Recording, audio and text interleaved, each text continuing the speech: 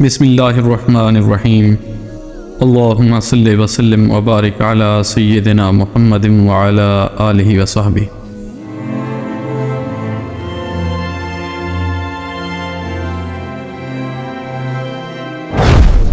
سلسلہ حق کے معزز سامعین، السلام علیکم۔ شفیق چچا جناب ابو طالب نے اپنے بھتیجے کا حق کی کفالت بڑی خوبی سے ادا کیا۔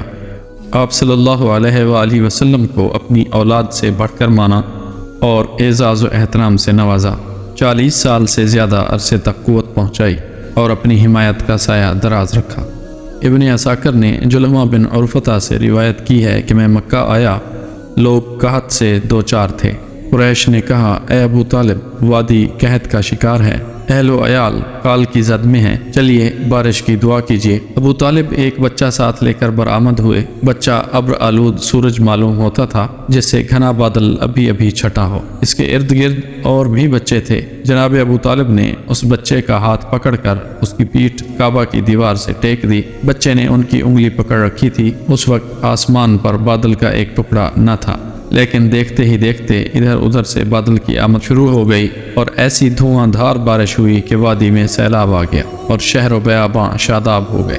بعد میں جناب ابو طالب نے اسی واقعے کی طرف اشارہ کرتے ہوئے آپ صلی اللہ علیہ وسلم کی تعریف یوں کی، وہ خوبصورت ہیں، ان کے چہرے سے بارش کا فیضان طلب کیا جاتا ہے، یتیموں کے ماوا اور بیواؤں کے محافظ ہیں۔ بعض روایات کے مطابق جب آپ کی عمر 12 برس ہوئی تو جناب ابو طالب آپ صلی اللہ علیہ وآلہ وسلم کو ساتھ لے کر تجارت کے لیے ملک شام کے سفر پر نکلے اور بصرہ پہنچے۔ بصرہ شام کا ایک مقام اور حوران کا مرکزی شہر ہے۔ اس وقت یہ جزیرۃ العرب کے رومی مقبوضات کا دارالحکومت تھا۔ اس شہر میں جرجیس نامی ایک راہب رہتا تھا جو بحیرہ کے لقب سے معروف تھا۔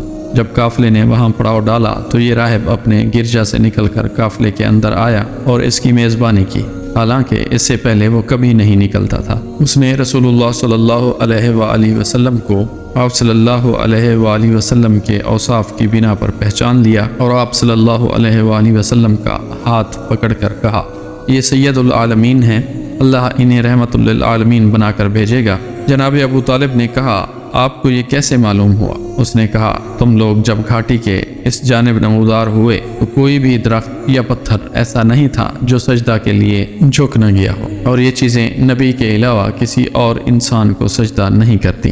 پھر میں انہیں مہر نبوت سے پہچانتا ہوں جو کندھے کے نیچے نرم ہڈی کے پاس سیب کی طرح ہے، اور ہم انہیں اپنی کتابوں میں بھی پاتے ہیں۔ اس کے بعد بحیرہ راہب نے ابو طالب سے کہا کہ انہیں واپس کر دو، ملک شام نہ لے جاؤ، کیونکہ یہود سے انہیں خطرہ ہے۔ اس پر ابو طالب نے بعض غلاموں کی معیت میں آپ صلی اللہ علیہ وآلہ وسلم کو مکہ واپس بھیج دیا۔ آپ صلی اللہ علیہ وآلہ وسلم کی عمر مبارک 15 برس ہوئی تو جنگ فجار پیش آئی۔ اس جنگ میں ایک طرف قریش اور ان کے ساتھ بنو کنانہ تھے اور دوسری طرف قیس اعلان تھے۔ قریش اور کنانہ کا کمانڈر حرب بن امیہ تھا، کیونکہ وہ اپنے سن و شعف کی وجہ سے قریش و کنانہ کے نزدیک بڑا مرتبہ رکھتا تھا۔ پہلے پہر کنانہ پر قیس کا پلہ بھاری تھا، لیکن دوپہر ہوتے ہوتے قیس پر کنانہ کا پلہ بھاری ہو گیا۔ اسے حرب فجار اس لیے کہتے ہیں کہ اس میں حرم اور حرام مہینے دونوں کی حرمت چاک کی گئی۔ اس جنگ میں رسول اللہ صلی اللہ علیہ وآلہ وسلم بھی تشریف لے گئے، لیکن براہ راست حصہ نہ لیا، البتہ اپنے چچاؤں کو تیر تھماتے رہے۔ اس جنگ کے بعد ایک حرمت والے مہینے ذی قعدہ میں حلف الفضول کا واقعہ پیش آیا۔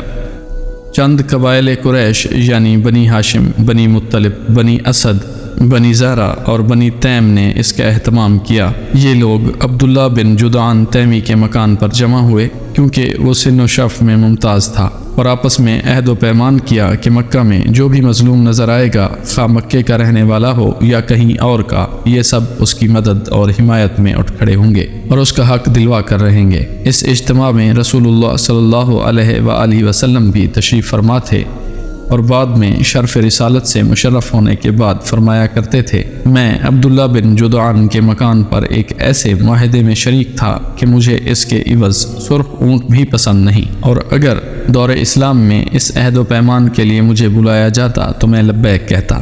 اس معاہدے کا سبب یہ بتایا جاتا ہے کہ زبید کا ایک آدمی سامان لے کر مکہ آیا اور عاص بن وائل نے اس سے سامان خریدا، لیکن اس کا حق روک لیا۔ اس نے حلیف قبائل عبد الدار، مخزوم، جمحہ، سہم اور عدی سے مدد کی درخواست کی، لیکن کسی نے توجہ نہ دی۔ اس کے بعد اس نے جبل ابو قبیس پر چڑھ کر بلند آواز سے چند اشعار پڑھے جن میں اپنی داستان مظلومیت بیان کی تھی۔ اس پر زبیر بن عبد المطلب نے دوڑ دھوپ کی اور کہا کہ یہ شخص بے یار و مددگار کیوں ہے؟ ان کی کوشش سے اوپر ذکر کیے ہوئے قبائل جمع ہو گئے، پہلے معاہدہ طے کیا اور پھر عاص بن وائل سے اس زبیدی کا حق دلایا۔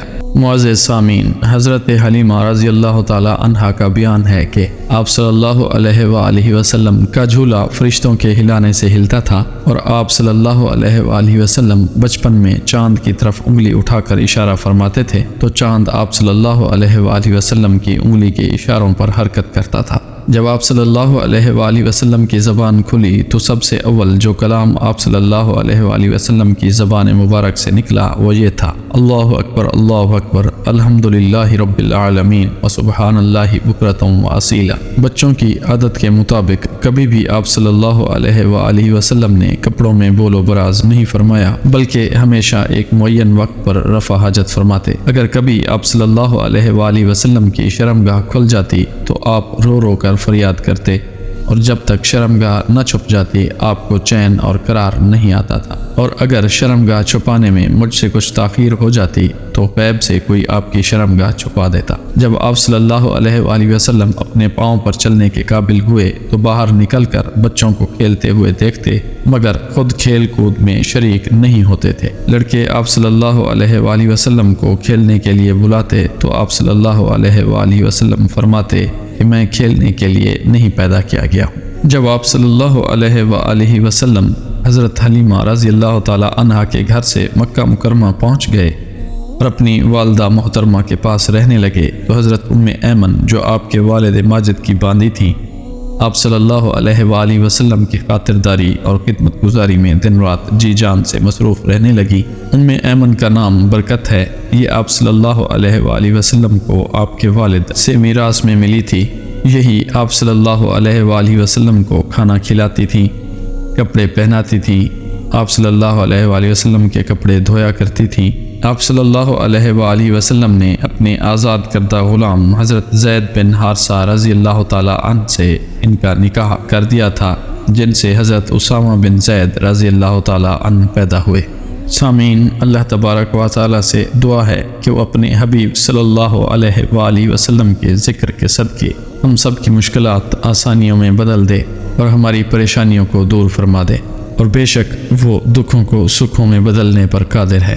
سامعین، ہم اپنی اگلی ویڈیو میں آپ صلی اللہ علیہ وآلہ وسلم آقائے دو جہاں، والی کون و مکان، سرور قلب و جاں، حضرت محمد صلی اللہ علیہ وآلہ وسلم کے ابتدائے شباب کے حوالے سے گفتگو کریں گے۔ تب تک کے لیے اللہ حافظ۔